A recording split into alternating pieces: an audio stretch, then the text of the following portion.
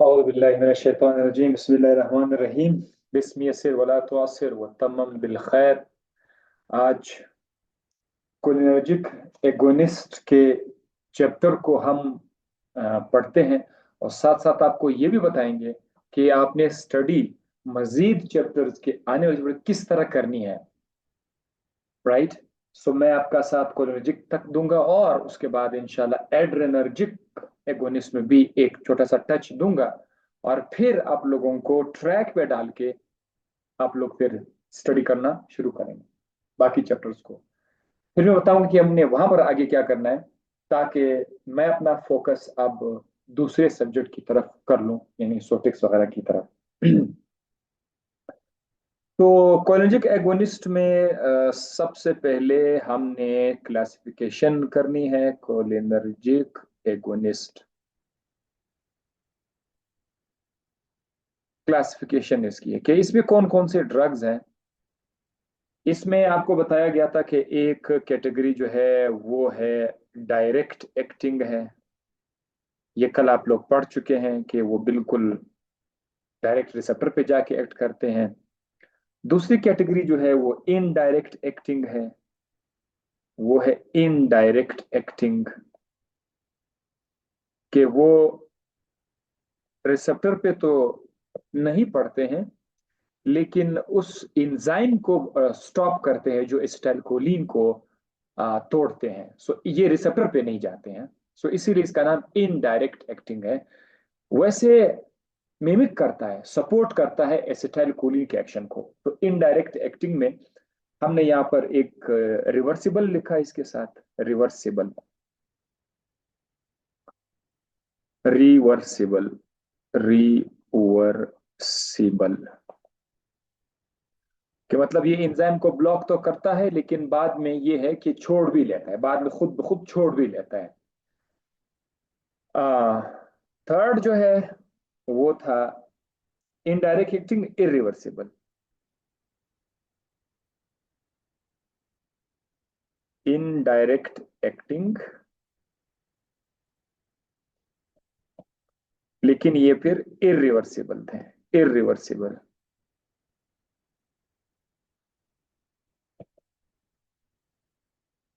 अच्छा, मैं आपको ये क्यों बता रहा हूं, हालांकि मुझे चाहिए कि मैं आपको बता देता कि यार बस ये आप लोग खुद याद करो, लेकिन मैं तरीका बताऊंगा कि जिस तरह मैं जब तैयारी करता था तो मैं अपना अंदाज कुछ इस तरह रखता था कि मुझे पता था कि इन ड्रग्स को याद करना जरूरी है। मुझे पता था मैं जितना भी बाकी पढ़ूं कोई फायदा नहीं होगा जब तक मुझे ये ना पता हो कि कौन सा ड्रग किस क्लास में है। तो याद करना, हिफ्स करना लाजमी था। तो एक वो है कि बार बार रिपीट करे, बार बार रिपीट करे, बार बार रिपीट करे, बार बार रिपीट करे, वो भी थोड़ा सा टाइम लेने वाला काम था। लेकिन मेहनती शख्स के लिए वो भी एक अच्छा ऑप्शन है कि बार बार रिपीट करो भाई। बिटानिकोल, कार्बाकोल, सिमुलिन, मेथाकोलिन, निकोटीन, पिलोकार्पिन। फिर से आपने बोला बिटानिकोल, कार्बाकोल, सिमुलिन, ये।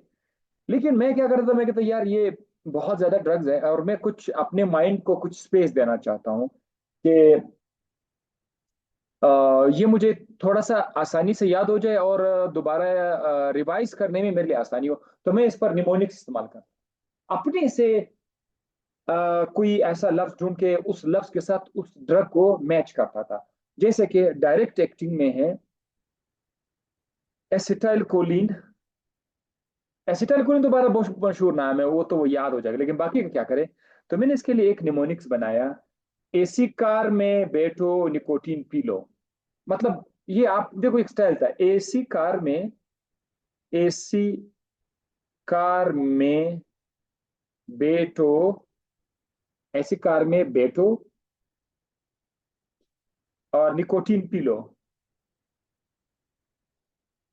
जिस तरह मेरे जहन ने, जिस तरह मेरे जहन ने उसके लिए एक नक्शा बना लिया, आपका दिमाग भी आपके माइंड में कुछ न कुछ खुद ब खुद लाएगा। आपके ब्रेन के अंदर इतना पावर है।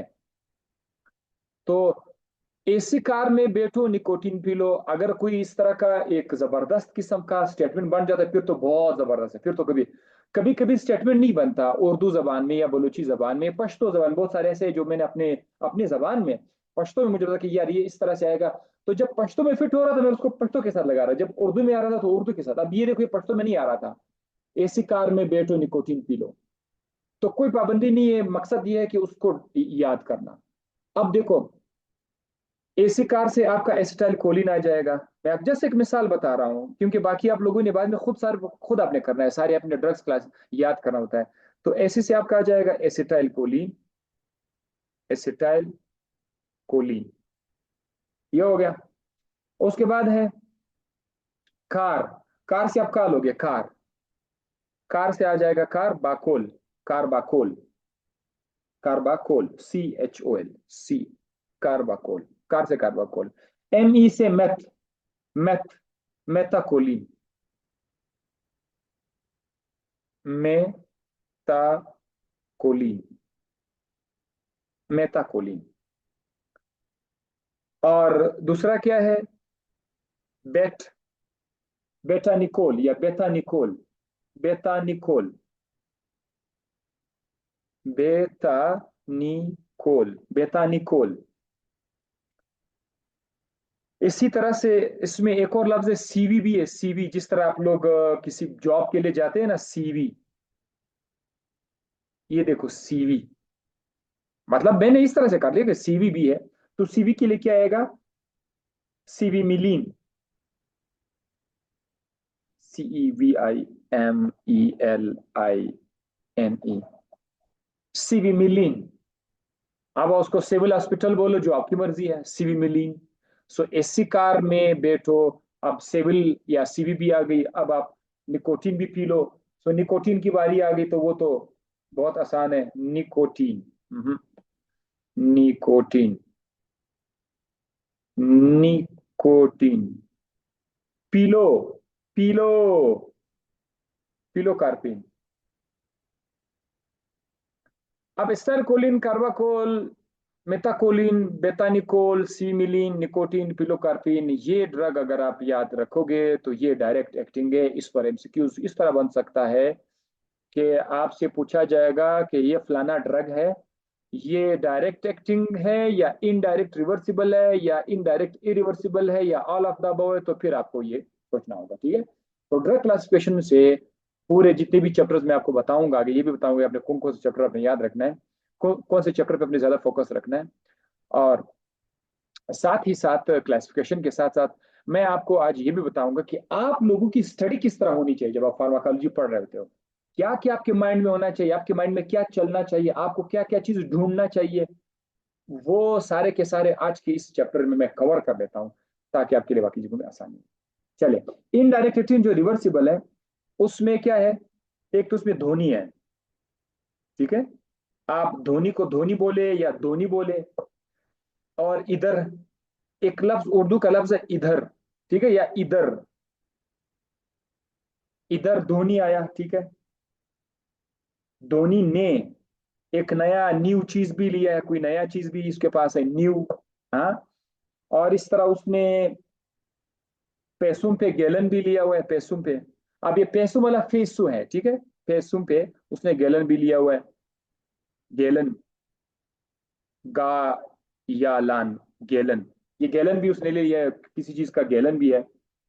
और प्यारी दोस्ती, ये तो बड़ा पुराना नाम है, प्यारी दोस्ती। मतलब अब इसमें सेंटेंस तो नहीं बन रहा है, लेकिन अल्फाज आ रहे हैं, धोनी इधर है, नया गैलन है, प्यारी दोस्ती है, ठीक है। और साथ साथ समंदर भी है, रिवर। अब इंग्लिश का लफ्ज आ गया। सो धोनी इधर है और नया पैसा है, गैलन है, प्यारी दोस्ती है, दरिया है, रिवर है। मतलब माइंड ये चीजें एक्सेप्ट कर सकता है। इनके साथ अब आप मैच करना शुरू करें। अब शुरू कर लेते हैं। आ, डोनी जिपिल, धोनी से आप कहते हैं डोनी जिपिल, डोनी जी पिल, डोनी पिजिल, सॉरी, डोनी पिजिल, डोनी पिजिल आ गया एक। दूसरा है इधर वाला से एड्रोफोनियम, ये एड्रोफोनियम, एड्रोफोनियम। थर्ड जो है वो गैलेंटामाइन है, गैलन से आपने ले लिया, गैलन गैलेंटामाइन। अब और आसानी ये होगी कि यहाँ पर कुछ ऐसे अमाइन अमाइन अमाइन इसके साथ आ रहा है, तो आपको ये सारी से गैलेंटामाइन, नियोस्टिगमाइन, पाइसोस्टिगमाइन, प्यारिडोस्टिगमाइन, इसमें ये माइन माइन आ रहा है, तो अब बहुत आसान हो जाएगा। गैलेंटामाइन के बाद नियोस्टिगमाइन। अब ये न्यू जो है, न्यू नियोस्टिगमाइन, नियोस्टिगमाइन, खाली आपने न्यू न्यू याद रखा था, बाकी चीजें आपका माइंड आपको खुद याद दिला सकता है, ये स्टिगमाइन इधर आएगा। नियोस्टिगमाइन, पाइसो, वो जो पैसा था ना, पैसा, उसको बचा फाइसो कर दो, पाइसो, पाइसोस्टिगमाइन। और इसके अलावा प्यारिडोस्टिगमाइन, रिवास्टिगमाइन, प्यारिडोस्टिगमाइन, तो आप उसको PYRE, पायरिडोस्टिगमाइन। और लास्ट में है रिवर वाला है रिवास्टिगमाइन, रीवा। पता नहीं ये रीवा का कुछ अच्छा लफ्ज शायद बलूची, बरावी में, सिंधी में, सराइकी में कोई आजमी, रिवास्टिगमाइन, रिवास्टिगमाइन। तो प्यारी दोस्टिगमाइन है, नियोस्टिगमाइन है, फाइसोस्टिगमाइन है, रिवास्टिगमाइन है, गैलन वाला गैलेंटामाइन है, और दोनी भी इधर मौजूद है, साथ साथ ये दोनी इधर है। बाकी सारे के सारे मायने, प्यारी दोस्ती भी है, फाइसोस्टिगमाइन है। ये चीजें ना अगर आप इस तरह से लिंक करोगे, कनेक्ट करोगे, तो आपके माइंड में ये नाम बैठ जाएंगे और फिर आपको मजा आएगा। फिर जब एमसीक्यूज आएगा, तो एमसीक्यूज में ये होगा कि आपका माइंड आपको इतना जरूर साथ देगा कि यार ये मैंने इधर से पढ़ा था, ये कोलिनर्जिक एगोनिस्ट है। और कोलिनर्जिक एगोनिस्ट में ये डायरेक्ट एक्टिंग है, ये इनडायरेक्ट, इतना भी आपको पता होना चाहिए।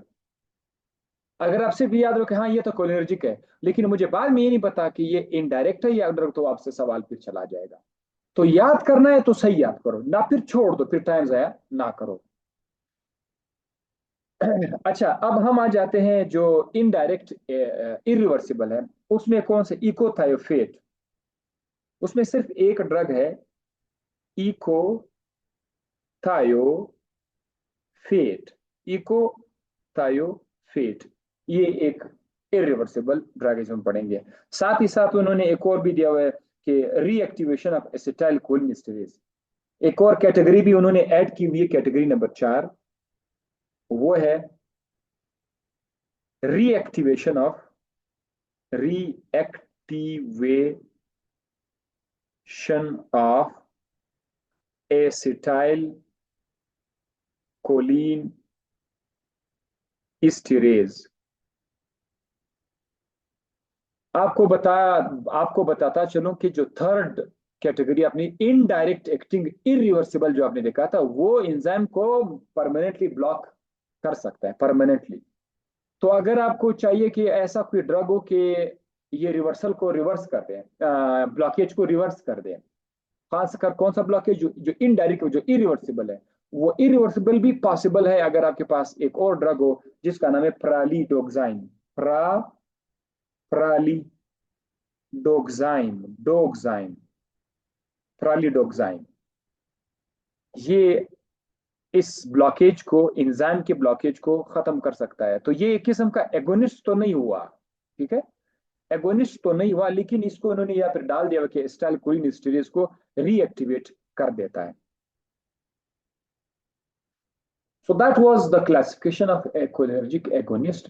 अब आप लोग क्या करेंगे, जब मैं आपको नेक्स्ट चैप्टर आपके हवाले कर दूंगा, कोलिनर्जिक एंटागोनिस्ट, आपने उसके ड्रग्स इसी तरह से याद करने हैं।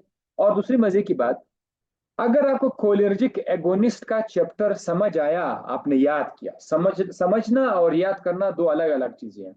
समझना बहुत अच्छी बात है, सबसे पहले समझना चाहिए, समझने के साथ साथ उसको याद भी करना चाहिए, क्योंकि आप भूल जाएंगे। तो अगर आप समझे और आपने याद किया, दूसरा चैप्टर आप लोगों के लिए बहुत आसान होगा, क्योंकि अक्सर औकात इसका उल्टा बोलना पड़ता है, अक्सर औकात इसका उल्टा बोलना पड़ता है इस चैप्टर के। जो आपने यहाँ पर एक्शंस देखे थे, वहां पर उसके उलट होंगे। जो साइड इफेक्ट्स यहाँ पर आपने इस चैप्टर में साइड इफेक्ट्स देखे थे, वो साइड इफेक्ट्स मोस्ट प्रोबेबली वहां नहीं होंगे। तो इतना सा आपको अंदाजा हो जाएगा, पहले चैप्टर पढ़ने से फायदा दूसरे चैप्टर में मिल जाएगा। तीसरा चैप्टर पढ़ोगे तो उसका फायदा फोर्थ चैप्टर में पड़ेगा, यानी अगर आप एड्रेनर्जिक एगोनिस्ट पढ़ोगे तो उसका फायदा आपको एड्रेनर्जिक एड्रेनर्जिक एंटागोनिस्ट में पड़ेगा। हाँ जी। और ये हम लोग कई बार डिस्कस कर चुके हैं। अच्छा, उसके बाद कोलिनर्जिक न्यूरॉन है, वो आपने सारा देख लिया कि एसिटाइलकोलिन किस तरह बनता है, स्टेजेस आपने सारे देख लिए हुए। वो यहाँ पर मेरे सामने है, लेकिन मैं नहीं कहूँगा, हम लोग सब के सब कर चुके हैं। कोलिनर्जिक रिसेप्टर्स, अब हम देखना चाहते हैं कि ये जो कोलिनर्जिक रिसेप्टर्स है ये कहाँ कहाँ पर है। कोलिनर्जिक रिसेप्टर्स कौन कौन से हैं, कौन कौन से हैं, टाइप्स, ये हम लोग चेक करेंगे, कौन से है, कितने हैं, और हम ये इनका लोकेशन भी चेक करेंगे कि कहाँ पर है। अगर आपको टाइप्स और लोकेशन का पता हो जाए तो फिर आप लोगों को ड्रग का एक्शन और यूजेस, साइड इफेक्ट्स याद करने में आसानी हो जाएगी। और मैं कहता हूं कि अगर आपको कोलिनर्जिक रिसेप्टर्स के नाम और लोकेशन याद नहीं हो तो आप इस चैप्टर का बिल्कुल इसकी बदनामी कर रहे हैं, इसके साथ आप अच्छा बिहेव नहीं कर रहे हैं इस चैप्टर की, अगर आपने ये चीजें नहीं देखी। और वैसे भी फजूल होगा अगर अगर आप जाएंगे, कोलिनर्जिक रिसेप्टर को पता ही नहीं है कि कौन कौन से हैं और कहाँ कहाँ पर है। ठीक है, सो आपको बताया गया है।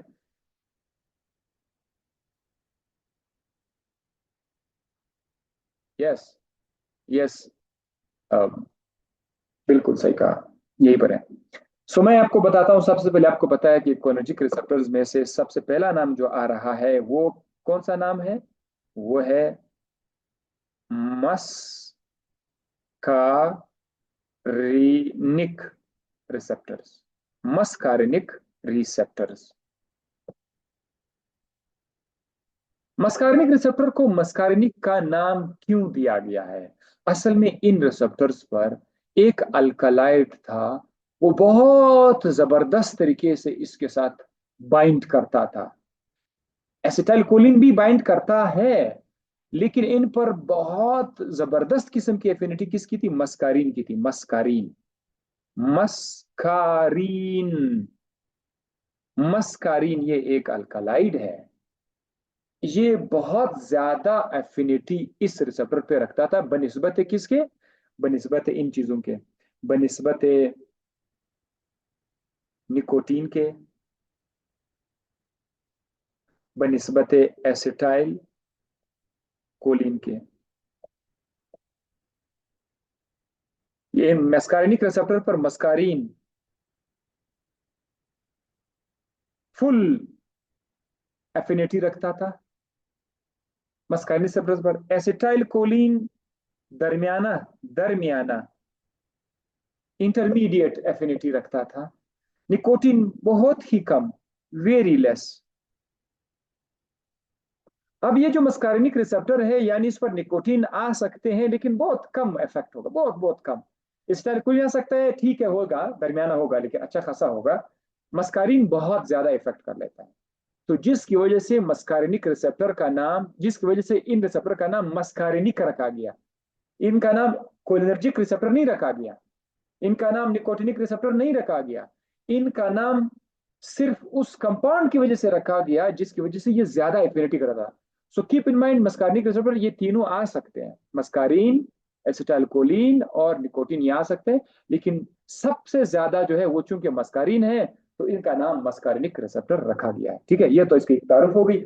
मस्कारिनिक रिसेप्टर के टाइप्स अगर मैं आपको बताऊं, टाइप्स, तो टाइप्स इसके ये हैं, टाइप्स M1, M2,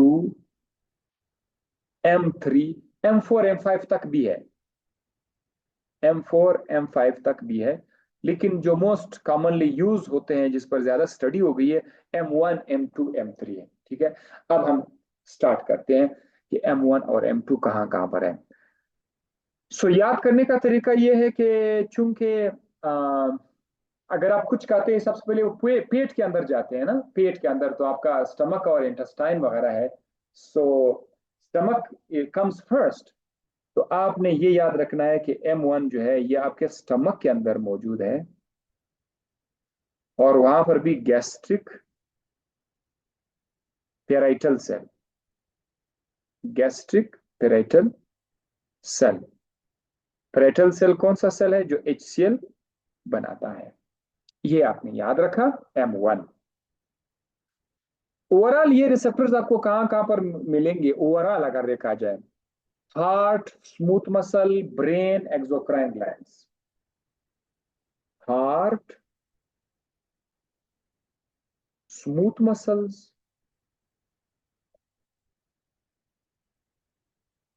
ब्रेन के अंदर भी मौजूद है, एक्सोक्राइन ग्लैंड्स के अंदर भी है, एक्सोक्राइन ग्लैंड्स।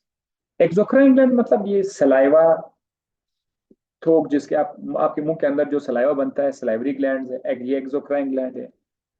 स्वेट ग्लैंड है, तो वो यहां पर ये मौजूद है, ठीक है। स्मूथ मसल की जब बात आती है ना, स्मूथ मसल ये बहुत स्पेशल है। स्मूथ मसल का मतलब ये है कि स्मूथ मसल तो आपके खून की नालियों में भी है। स्मूथ मसल तो आपके जो विजिरा है, बाकी जो आपकी विजिरा है, स्टमक है, यूरिनरी ब्लैडर है, वहां पर ये स्मूथ मसल्स हैं। तो कीप इन माइंड, जब भी स्मूथ मसल का जिक्र आएगा तो आपके ज़हन में यार स्मूथ मसल में, चाहे स्मूथ मसल किडनी में है, चाहे स्मूथ मसल आपके यूरिनरी ब्लैडर में है, स्मूथ मसल आपके ब्लड वेसल्स में है, सब जगहों में ये रिसेप्टर्स होंगे। तो ये आपने याद रखना है, सिर्फ याद नहीं करना है छोड़ के स्मूथ मसल। तो आपको ये बता स्मूथ मसल क्या है, क्योंकि आगे जो एक्शन आएंगे उसमें स्मूथ मसल का जिक्र बहुत ज्यादा आएगा। चले, अच्छा ये जनरलाइज बता कि यहाँ यहाँ मौजूद है। अब M1 आपको बता दिया, ये लिपनकॉर्ट की बुक से मैं बता रहा हूँ, M1 यहाँ पर है गैस्ट्रिक पेरेसिस में। और M2 आपको कहां पर मिलेगा, कार्डियक सेल्स, स्मूथ मसल्स, ये आपको मिलेगा कार्डियक सेल्स, कार्डियक दिल के अंदर मौजूद है। और दूसरा जगह कौन सा है, स्मूथ मसल्स, ठीक है। ये स्मूथ मसल के अंदर M2 आ गया, ठीक है। M2 आपका स्मूथ मसल के अंदर मौजूद है। M3 कहां पर है, अब ये जरा देखो, ये बहुत बहुत ज्यादा जगह है M3 की है। ये आपका ब्लेडर के अंदर है, ब्लेडर, यूरिनरी ब्लेडर की बात हो रही है।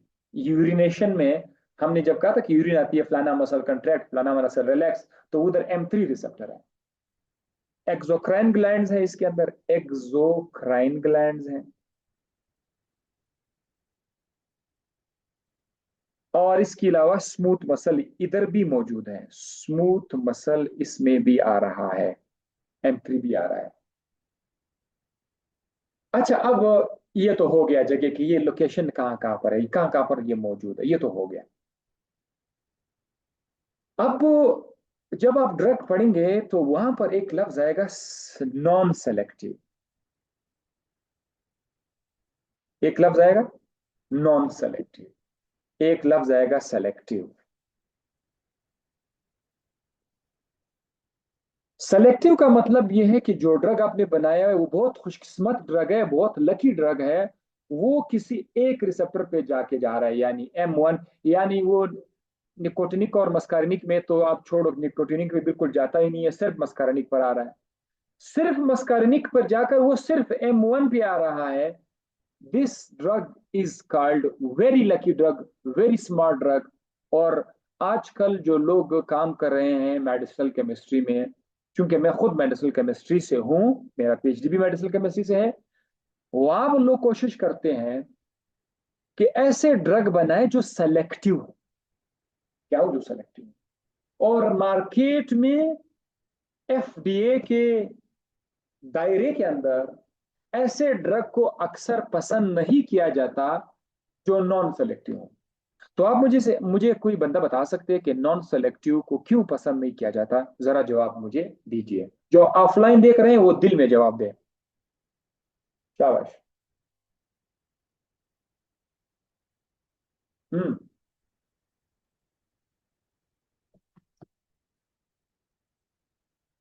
दिलावर खान क्योंकि, अच्छा, सही है। निजामुद्दीन आपका जवाब भी सही है। बिल्कुल वही बात है, जैसे दिलावर यार, जो नॉन सेलेक्टिव होगा उसका हमें थेरापेटिक इफेक्ट तो मिलेगा, लेकिन उसके साथ साथ साइड इफेक्ट्स भी ज्यादा होंगे, हम नहीं चाहते हैं। So that's simple reason, specific receptor नहीं है। हाँ, तो इसका जवाब आ गया। सो अब जब हम ये वाले चैप्टर में जो ड्रग्स हम पढ़ेंगे उसमें अक्सर ये होगा कि फलाना ड्रग चूंकि नॉन सेलेक्टिव है इसीलिए मार्केट में इसका इतना वैल्यू नहीं है, अगर आपको इस तरह का लफ्ज नजर आएगा, ठीक है। लेकिन बहरहाल फिर भी कोलिनर्जिक एगोनिस्ट में आज भी ऐसे एगोनिस्ट है जिसको आज भी हम लोग कहीं कहीं पर जो यूज कर रहे हैं, ठीक है। अच्छा मैं बताता हूँ, ये हो गया आपका लोकेशन। अब लोकेशन के बाद मैकेनिज्म, मैकेनिज्म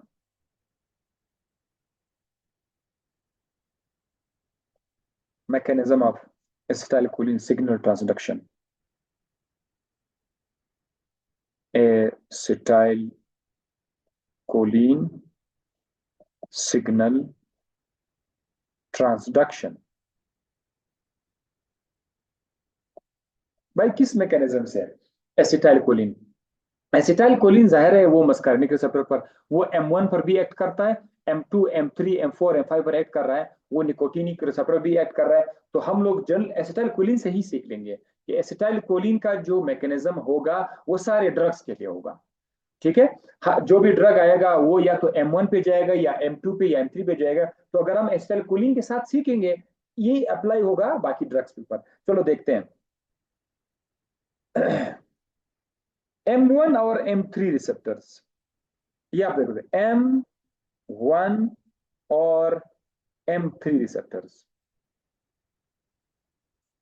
M3 ये दो रिसेप्टर्स जो हैं ये क्या करते हैं जब ये एक्टिवेट हो जाते हैं, ये जी प्रोटीन के साथ लिंक है। किसके साथ लिंक है? जी प्रोटीन के साथ लिंक है, यानी ये जी प्रोटीन कपल्ड रिसेप्टर है। जी प्रोटीन कपल्ड रिसेप्टर है। तो इसका मतलब ये हुआ कि इसमें सेलुलर कैस्केड भी है। इसका मतलब ये हुआ कि इसके अंदर या तो एडेनाइलाइल साइक्लेज होगा या गुआनालाइल साइक्लेज होगा या फास्फोलाइपेज सी होगा। यस, तो फौरन जहन में आ गया कि जी प्रोटीन है तो ये इसका हो सकता है। तो देखो, तो जी प्रोटीन है, खासकर वो जी प्रोटीन है जो कि किस एंजाइम को एक्टिवेट करेगा? फास्फोलाइपेज सी। अब आपको चैप्टर के शुरू में बताया गया था कि जी प्रोटीन के साथ ग्वानालाइल साइक्लेज और एडेनाइलाइल साइक्लेज भी हैं, लेकिन यहां पर इस चैप्टर में कोलिनर्जिक वाले चैप्टर में जी प्रोटीन फास्फोलाइपेज सी के साथ कनेक्ट है। ये आपको याद हो गया? तो आपके ज़हन में फौरन याद आ गया, हाँ फास्फोलाइपेज सी जब एक्टिवेट होगा तो हमें वो देगा IP3। और कौन बताए किसको याद है? किसको याद है? फास्फोलाइपेज सी हमें क्या देगा? मैं देखना चाहता हूँ किसका मेमोरी अच्छी है। सबके लिए मैं कुछ खा लेता हूँ। हम्म। क्योंकि सर वो दोनों रिसेप्टर्स पे इफेक्ट हुआ करेगा सर, साइड इफेक्ट ज्यादा आएगा। अच्छा ये आपको पहले था? दिलावर डाग, गुलियारजू डाग डाग, डॉग डॉग, डॉग, इसरार अहमद साइक्लिक AMP। अच्छा ठीक है, शाबाश, गुड। आप दूंगा जवाब बिल्कुल दुरुस्त है। डाग, इसे दो चीजें आएंगे हमें। फास्फोलाइपेज से आपको मिल सकता है IP3 इन एसीटोल ट्राइफॉस्फेट। बहुत मैं इस चीज को देख रहा था, इसीलिए मैं आपको शुरू में बहुत तफसील से बार बार स्ट्रेस करके ये चीज मैं बता रहा था, क्योंकि मुझे पता था कि आगे मेरे स्टूडेंट्स ने समंदर के अंदर डूबना है, जाना है उधर। तो पहले से आपके सामने वो चीजें आप देख लिया, आप बिल्कुल आप रिलैक्स हो जाएंगे। जैसे हमने सुना है भाई IP3 है और दूसरा क्या है? डाग है। आई डाग को हमने देखा ये मजीद उसने प्रोटीन को फास्फोराइलेट किया था, उसका काम अलग सा हमने भी देखा था। और वो स्मूथ मसल रिलैक्सेशन में अगर आपको याद हो वहां पर तक था। अगर आप में से किसी को ये भूल गए तो आप तो वापस प्रीवियस लेक्चर में जा सकते हो, उधर डाग देख सकते हैं कि डाग ने आगे क्या बनाया था। ये सेकेंडरी मैसेंजर्स की बात हो रही है। किसकी बात हो रही है? सेकेंडरी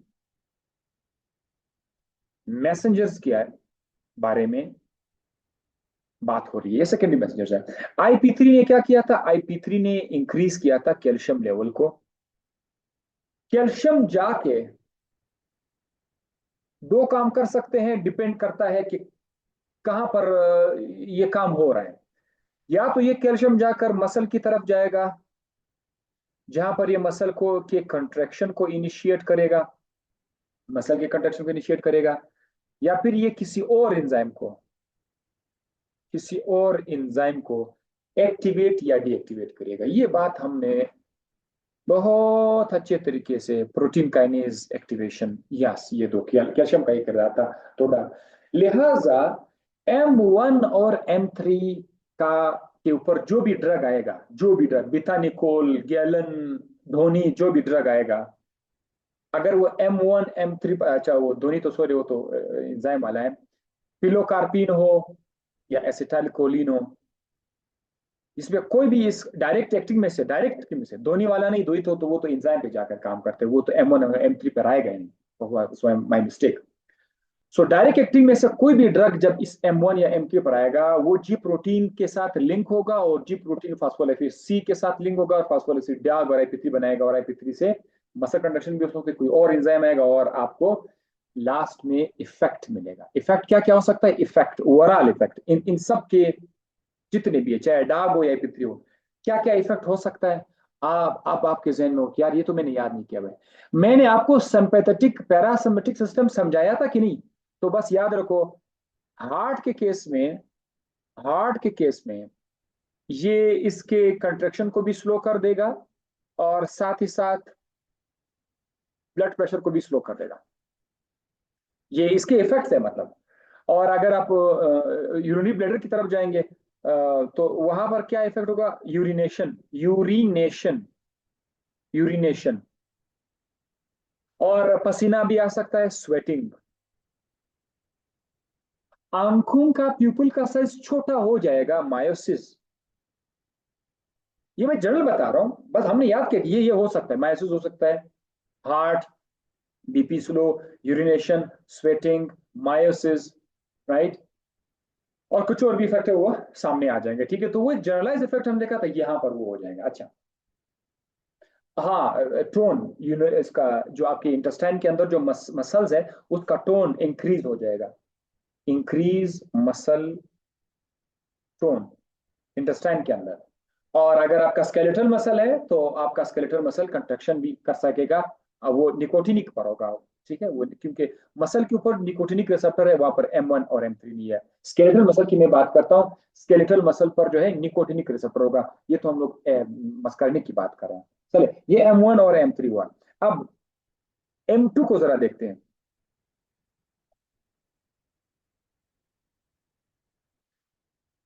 तमाम के तमाम स्टूडेंट्स, ये चीज जो मैं आपको इस तरह से बता रहा हूँ, मेरी ये आपसे ये एक्सपेक्टेशन है कि जब आप लोग आगे चलेंगे, आगे चैप्टर में, आप लोगों का स्टडी का अंदाज ऐसा ही होना चाहिए, ठीक है। हर चीज को अपने वो करना है।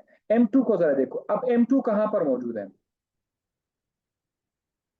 M2 जो है ये आपके कार्डियक मसल पर तो मौजूद है, लेकिन वहां पर ये क्या करेगा? उस जी प्रोटीन के साथ कनेक्ट है, ये भी उस जी प्रोटीन के साथ कनेक्ट है,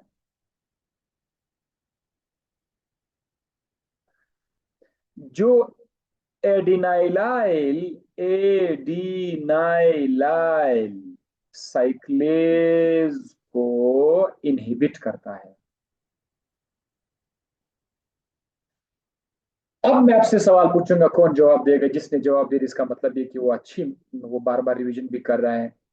वो कौन सा जी प्रोटीन था जो एडेनाइलाइल साइक्लेज को इनहिबिट करता था, और वो कौन सा जी प्रोटीन था जो एडेनाइलाइल साइक्लेज को एक्टिवेट करता था? लेकिन आपने अभी मुझे इनहिबिट वाला बताना है कि वो कौन सा जी प्रोटीन है। यस, कौन है जिसने जवाब दिया है? दिलावर ने सही जवाब दिया, मुनव्वरा ने सही जवाब दिया, नवीद रशीद थोड़ा सा वो हो गया, क्यू उसने बता दिया, जी क्यू नहीं है। लेकिन मुझे खुशी है कि आपको इतना तो याद तो है कि वो GQ, क्योंकि GQ GI ये इसी में हमने पढ़ा था, ठीक है। तो GI करेक्ट ऑप्शन है, GI। इसका मतलब ये है कि कौन सा प्रोटीन है? GI कपल्ड प्रोटीन है, वो एडेनाइलाइल साइक्लेज को इनहिबिट करेगा। जब एडेनाइलाइल साइक्लेज इनहिबिट करेगा, ATP बनेगा? नहीं बनेगा। No ATP, no ATP. जब sorry, no AMP, adenylyl cyclase cyclic AMP बनाता था, तो हम लोग no C A M P. जब साइक्लिक एएमपी नहीं होगा तो उससे क्या होगा?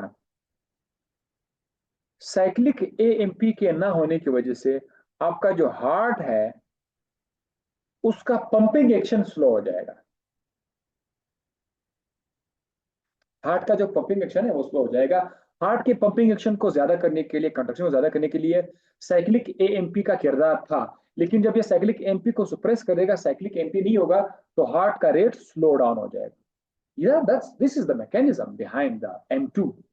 सो अब आपके पास 15-20 ड्रग है, आपने ये चीज देख लिया, 15-20 ड्रग का मैकेनिज्म आपके उसमें उसमें इख्तियार में आ गया। आपको पता यार ये ड्रग का ये मैकेनिज्म है, अगर वो M1 M3 पर है तो ये करेगा, अगर वो M2 पे है तो फिर ये करेगा।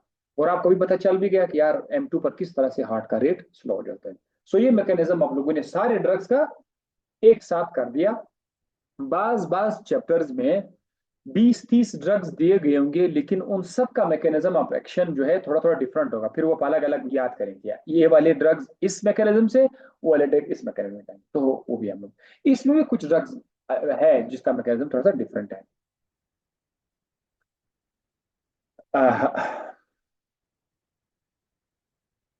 अब उन्होंने यहाँ पर स्टार्ट किया हुआ है, क्या स्टार्ट किया हुआ है? मस्कारिनिक एगोनिस्ट से उन्होंने स्टार्ट किया हुआ है।